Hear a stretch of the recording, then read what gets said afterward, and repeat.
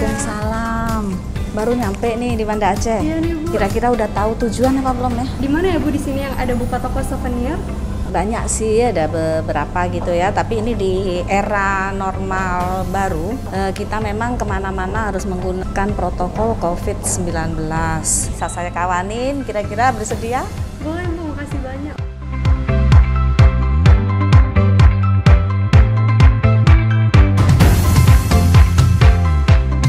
Kalau di Aceh ini banyak sekali kita destinasi-destinasi wisata beragam ya. Kita terkenal dengan pantai, itu pantainya pokoknya kalau untuk di Aceh itu pantainya kita luar biasa, barat selatan.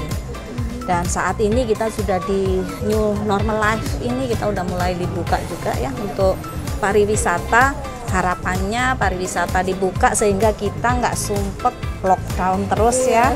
Jadi bisa juga untuk melihat pemandangan, tapi jangan lupa juga tetap harus menggunakan protokol COVID-19.